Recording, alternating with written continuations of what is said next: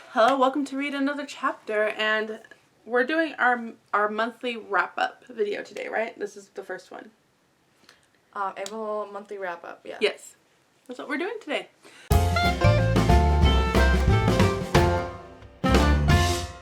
I like mysteries. My neck. We have Miss Katie with us today, and she wants to share with you a book that she read this month and loved. And trust me, she loved it because in the car, she was telling me all about it. I don't know. I read this book. It's called The Nancy Drew Notebook. Number 63. And it's about 3 girls. What are their names? Nancy, Bess, and George. And George. And what did you like about this book? Tell me all about it. There's these 3 girls. They enter a snow contest. And there's this girl named Dennis. Okay. Dennis you have and her Yes. her younger sister, Tess. I told them who did it. Don't tell them who did it.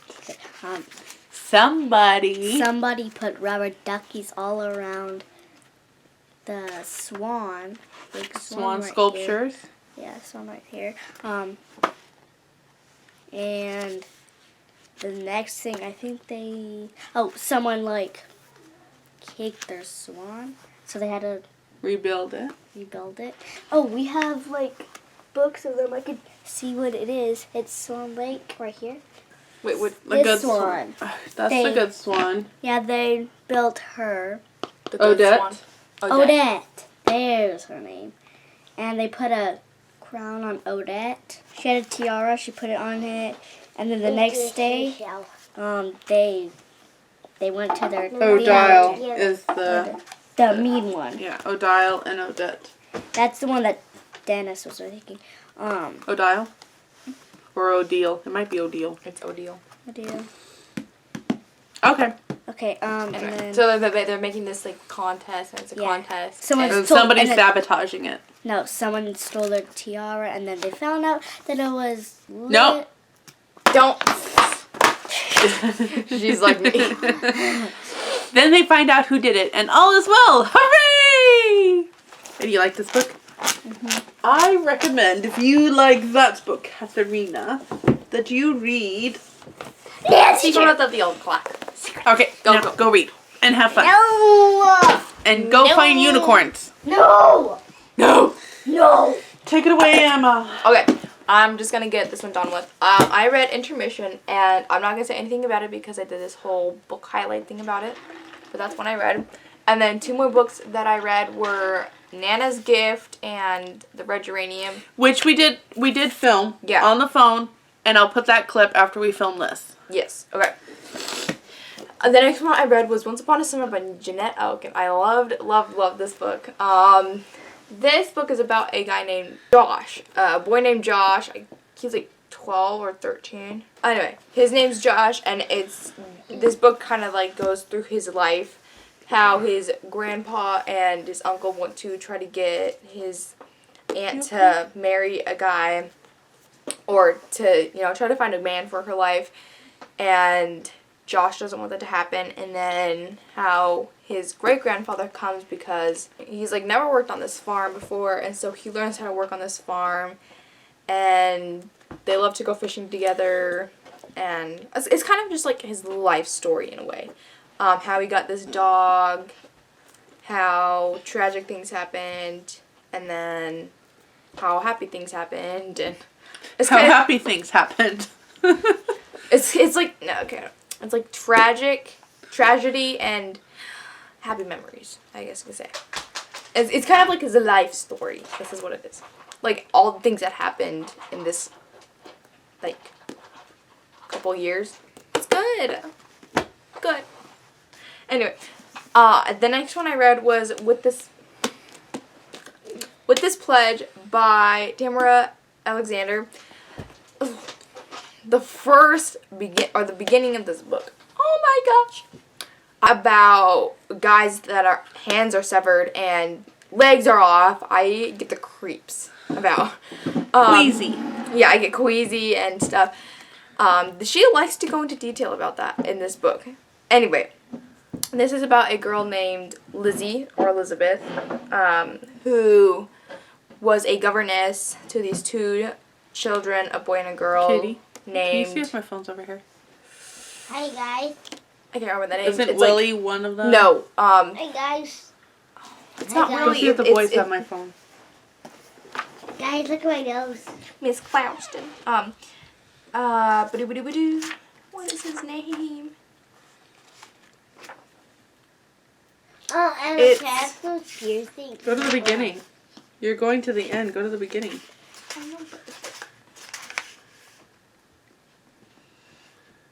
Haiti and Winder.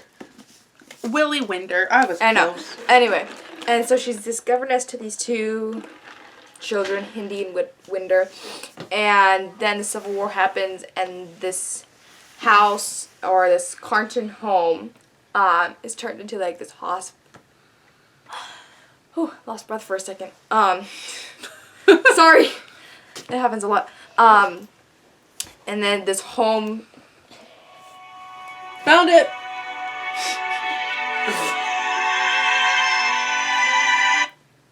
Found it. This Carnton home is turned into a kind of like a hospital for these men. There is this one specific guy, Roland, who is a captain, and he's like a sharpshooter and everything, and Lizzie secretly falls in love with him, and he secretly falls in love with her, but she is betrothed to a man named Townie. But later in the story, she tells him that her love of him has, like, she never really loved him as, you know, a fiancé should to her other, yeah, you know what I mean. This thing, there was a guy named, they found out that his real name was Levi instead of, anyway, there was this boy, but he kept saying this one name, and so she thought it was his name, but it wasn't, and they find out that his real name was Don't spoil Levi. it.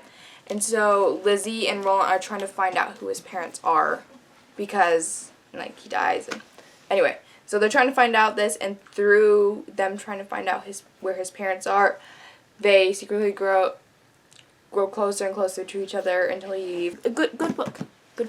So those were the ones that I read, and then The Red Geranium and Nana's Gift.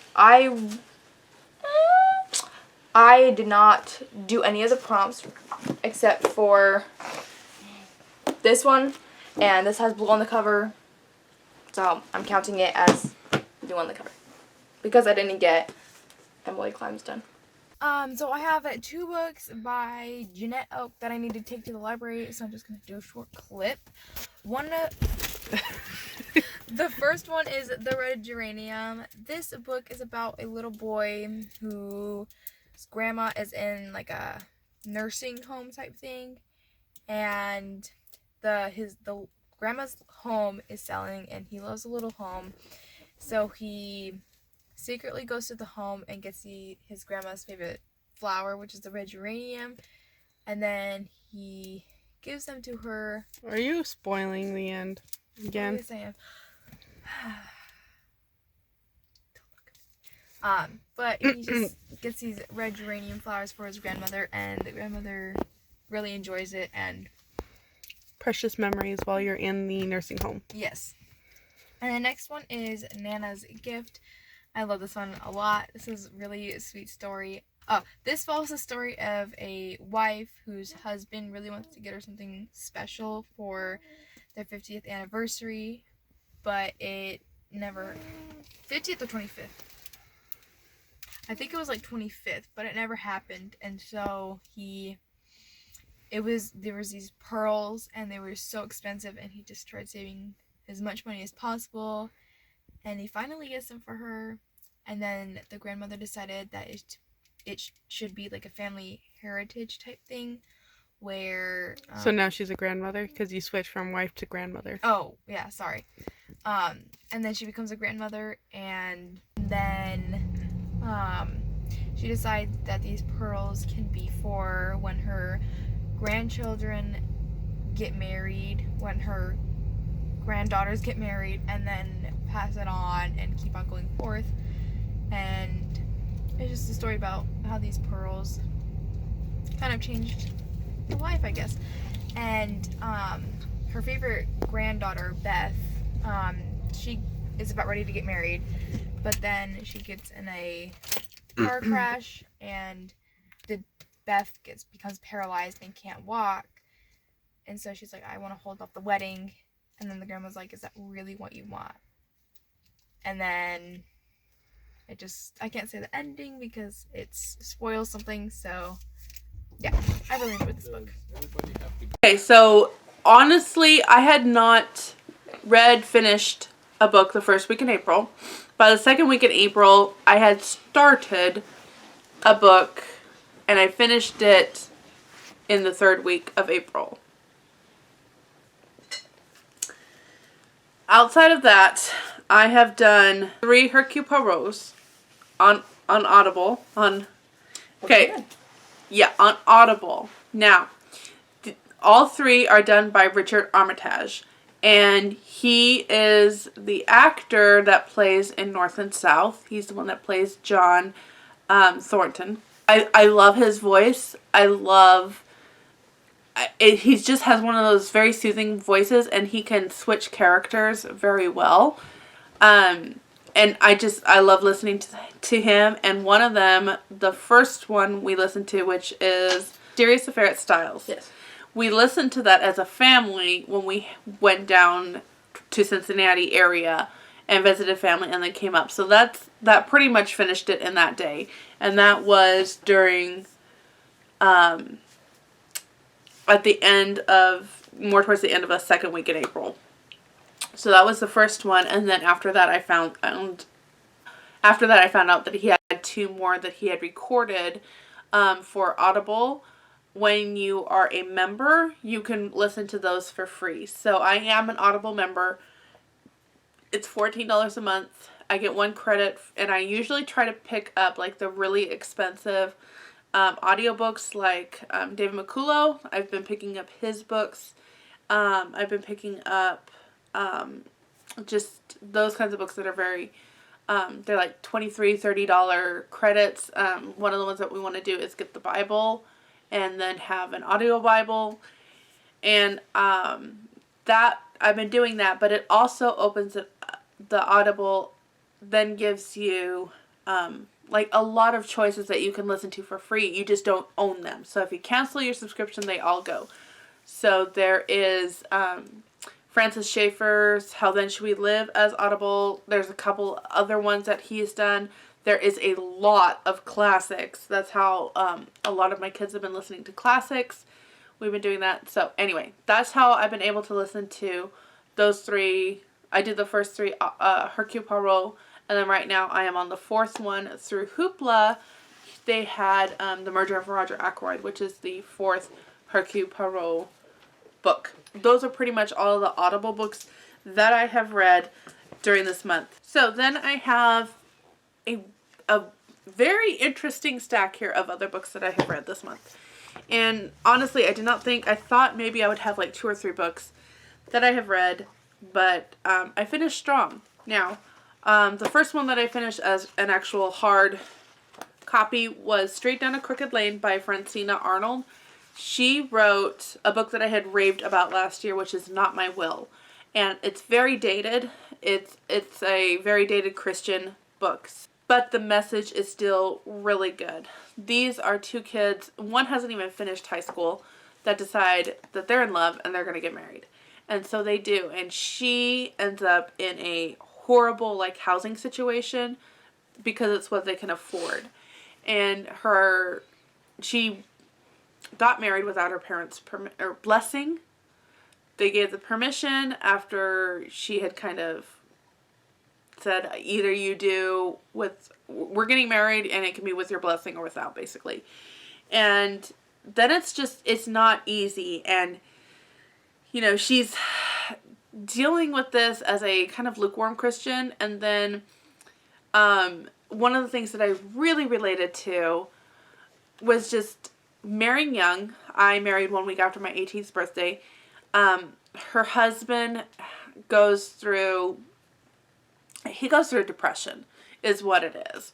And again, just, it's not all roses and rainbows, and you're not really sure what you did or didn't do, and you're kind of afraid to talk about anything because it's just one of those things that I related so much to a lot of this. The other thing about this book, these characters, especially her, again, Mary Jo, which was our main protagonist's name, I related so much to her. She helped so many of the ladies in her, they helped her and she helped them within this poor neighborhood. One of the things that she kind of talks about and is discouraged about is she's like, how is it that I'm encouraging so many people with their walk in the Lord, and yet I feel like I am stumbling constantly, that I am that I don't have these feelings for the Lord that they do. And honestly, that just hit home and hit hard.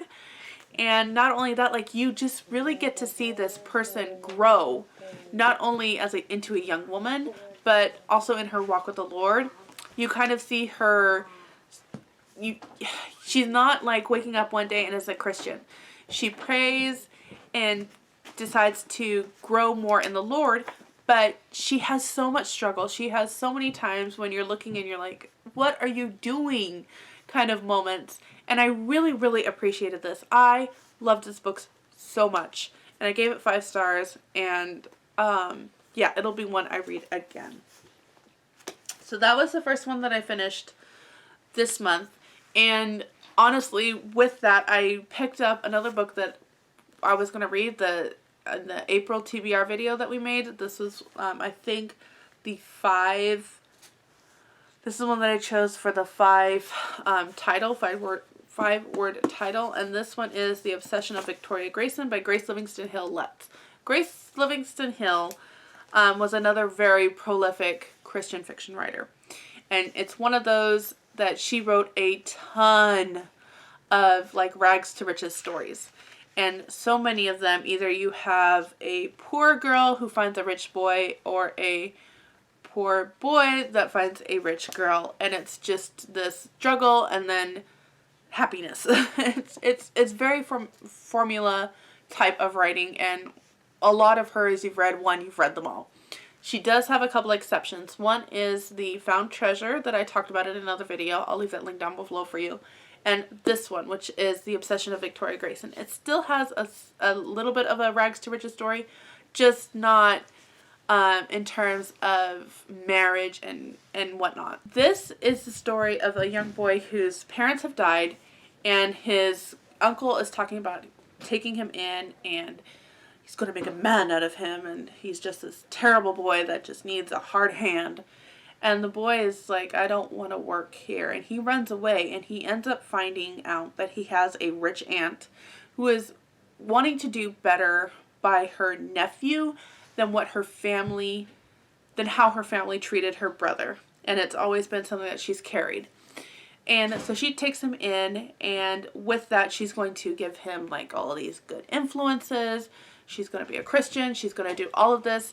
And what happens is, within the first few days of him being there, he ends up running into a troubled teen by the Christian community standards, a troublemaker. And she's nervous. She's like, okay, this is not the kind of companions that I want my boy to be around. He needs a good Christian. But she's like, okay, what better way than I will be a partnership in this? Let's all go together. And she kind of starts stepping out of her comfort zone as being like an upright, rich lady. She starts kind of going to these things, and those things that are kind of like frowned upon in the church and the church gossip. She starts going to them. But not only does she start getting one troubled teen, that troubled teen is like, hey, this woman actually doesn't mind us being around. So they start bringing all these other boys that everybody has deemed the troublemakers. They're not the good Christian quiet boys that are going to the right places and doing the right things. These are the ones that go to a ball game. Scandalous. And there's one in particular, there's a gossipy woman, and she's done. She's tired of the obsession of Victoria Grayson, and she's just going to make sure that this woman is put in her place by the pastor and by everything. And what the whole purpose of this book is that, and I saw this so much, so much, people, growing up as a conservative homeschooled child. So many people would point to the troubled teens and they're terrible and they just need a firm hand. And it was so much in the Christian church. And I saw it, and these teens were like, well, if you're going to treat us like this and we can do no right, what's the point? I remember being at a drama play, and the play had, we didn't have any kids in the play, but the play had finished and they needed help with this cleanup. This was in a borrowed church and they wanted to present a good name for this homeschool group, and they needed help cleaning up the church. And so my husband and I, we went with the kids. We were like, this is a good opportunity to kind of involve our kids in some good activities. And the teens were all off on the side, kind of chatting and doing stuff. And I just started pulling things. You know, I have a kid strapped to my back or my front, and I had 2 other kids that I kind of directed and told what to do. And I was vacuuming, and not kidding, I had at least 2 to 3 women come up and say, well, look at you. Like, you're here cleaning and you're here doing all this stuff. Just look at those kids, and they just do nothing. And you weren't even a part of this drama program. And I just was like, okay. And I looked to the kids. I'm like, hey, you, can you watch my 2 kids out on the playground? Like, that would just help me a lot. And 2 of the girls were like, yeah, let's do it. And they just went out and they played. And then I took to the boys and I'm like, okay, boys, I'm vacuuming. If you could start moving these over here. Honestly, and all these kids, it was just like this little group that just suddenly was like, something to do, we can do something. And they just started spreading out and finding things to do. As long as I could direct them, hey, go do this, go find this and do that. They were completely fine, and they were so helpful. And we laughed and we chatted. So many people look at what children are doing, especially teens, who still need some guidance. And are like, look at what they're not doing, how terrible they are. And these kids, if they jump in and do something, they're shouted for getting into something they shouldn't do, or not listening to instructions, or doing anything. And they can't win either way. And I thought that this book really kind of highlighted that, hey, these kids, these teens are just waiting for direction on what to do. They're not trying to be lazy. They're not trying to make your life miserable. They just needed some direction. And that scene has always stuck with me. And I've noticed that anywhere I go, these people that pounce on these kids and talk about them, if you give them direction and if you listen to them, they're really just trying to figure out, now they're a teen, now they're expected to do more, but they're still kids. What is that balance between the two? So I love books like this. I recommend it. It really highlighted a lot of that and really just reminded me how much I want to be like Victoria Grayson. I will always have a heart for teens, and they will drive you crazy. They'll make you cry, but they're really just wanting to be treated like an adult, but still directed in a respectful way. So, loved that book for that reason. The other book that I finished, this is The Plain Choice by Sherry Gore, and this is it's very short, and this is the true story of choosing to live an Amish life. There's a couple things about this book that, first of all, how do I review this? It was interesting to read about her story coming from the background she had. Her parents really didn't want her. And so she talks about, hey, you know, when somebody doesn't want you, you're going to make a statement to remind everybody that you're still there. And so she made a statement. And pretty much she just ended up being homeless on the street. She ended up being unloved, unwanted, hopeless, and just her struggle to find a place in the world where somebody would want her. She ended up being married to a emotional and I believe physical abusive man. I'm not quite sure about the last one, but especially emotional abusive. And she left him with her 2 kids and basically started over again. when she started over again, she became a Christian, and with becoming a Christian, she ended up kind of going more and more simple, straight, black and white, and ended up becoming a Mennonite. I would not say she was Amish, I would say she was Mennonite Amish, and there is the distinction between the two. The problem that I had with this book is not so much her story, that was pretty interesting, but some of the red flags that I have with these kinds of stories. And it's one of those that I just want to warn people of. It's just one of those that I'm concerned. When her daughter was going to join the church, she had a lot of questions that her mother said that she had as well. And some of the other kids that were going to join the church had as well. And the church said, don't question our authority. That to me is a huge red flag.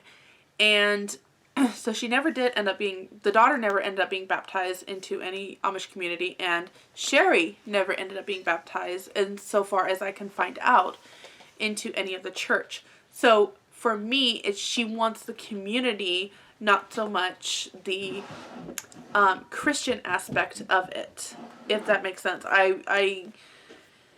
And that, to me, again, it's not a red flag for the book, like, hey, read this and join the Amish faith. It's not that kind of book. It's more, here's my story, here's why I joined the Amish and it's Mennonite. And it really is just her searching for community. And she ends up divorcing her second husband because she believes that in divorcing her first husband, she shouldn't have married her second husband. Which, again, is another red flag to me. 2 wrongs don't equal a right. And she even says, like, some conservative Christians are not going to understand my choice. Yeah, I understand that. So, all in all, it was an interesting read. But because I had some flags on this, again, going back to she chose community over truth. And she... It was more about a presentation of herself that she wanted to put out there. I just had some red flags on that. So, but that being said, this thing is really short, and I read it in like 2.5 hours. It's a pretty short book. Then the last one I read is the month book that we are doing for the Historathon. The history fiction group that Angie, the Science Mama, has put on. And that is The Four Winds by Kristen Hanna. And this one, I was enjoying this so much. It is very depressing. I'm going to be honest. This is a very depressing book. And up until the San Joaquin, until they get into California and they get into the San Joaquin Valley, as hard as it was and as much of the frustrations of it that I had, I was really enjoying it. Once they end up in California, and they end up being part of the stigma of the pickers that were very mistreated, that brought the unions into the picture and everything. But what really kind of, I'm still kind of processing this. What really kind of sent up a lot of red flags, red flares, like, what is Kristen Hanna really kind of almost portrays the communist ideas that they were presenting, that these union groups were presenting, as something that was really the savior of these people. Again, it was well thought of during this time. Like, it was a thing that was pushed in the union groups, these communist ideas. That I didn't have a problem with, and I thought it was really interesting how they went about it. What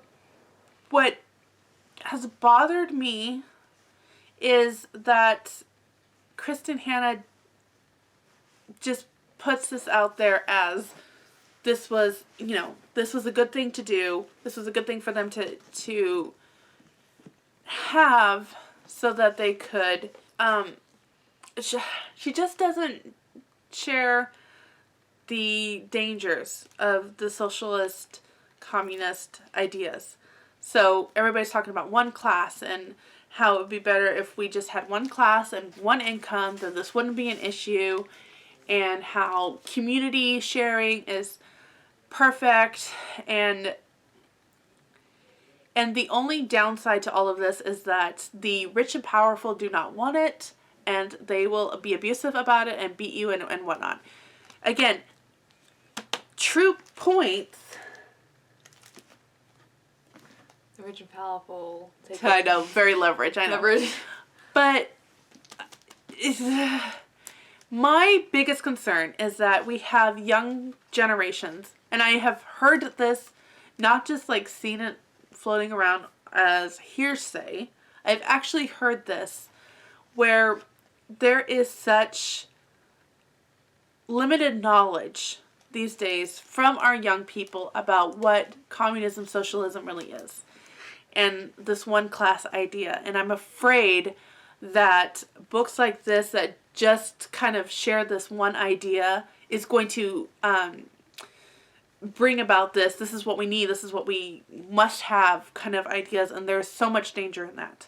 So it went from a 4 or 5 star read to me down to about 3.5, and I would have been like, okay, she's just trying to portray the times.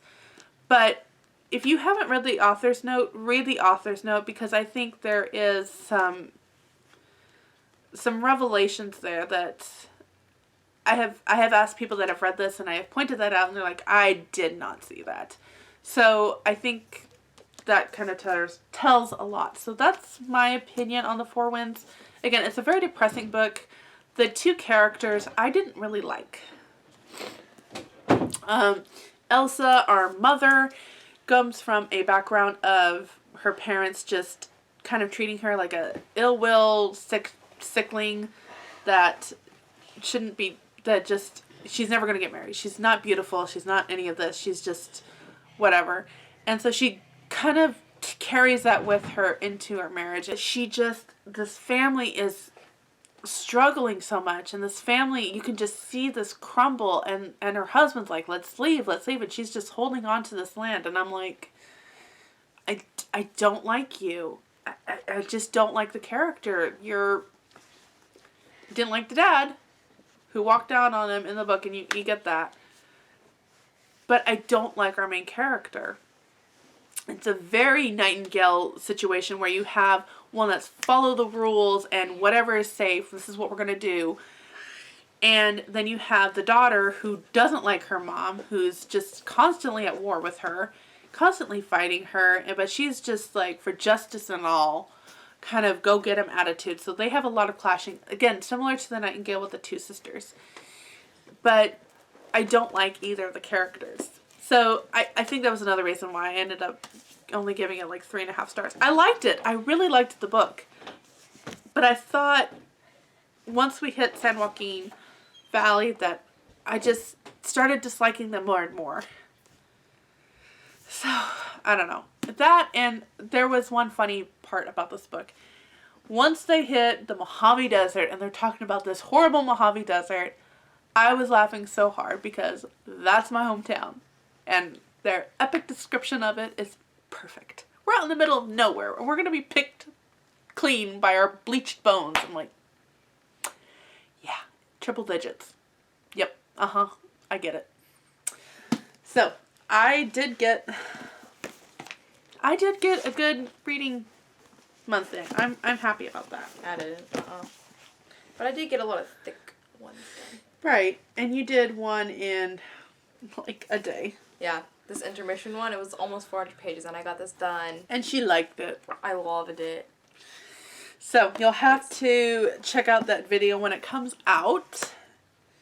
And insofar as the books that we were supposed to read in April, I only got 2 done, because I decided to do this pledge. It has a blue on the cover, so. what is on the Hey Reader? I wanted to see what the Read Your Shelf was.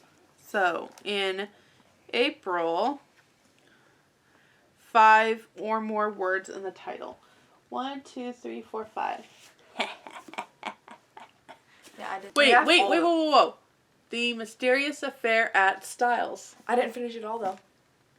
We were listening to it in the car. Yeah, but it was just so noisy. It was really hard to listen. I know. I would have been Dang. like, Okay, well this is almost a 45-minute video. So we're going to film what we're going to read in May. And one thing I've learned, and I've done this many times, is TBR like spins are just, I don't think I have ever completed one.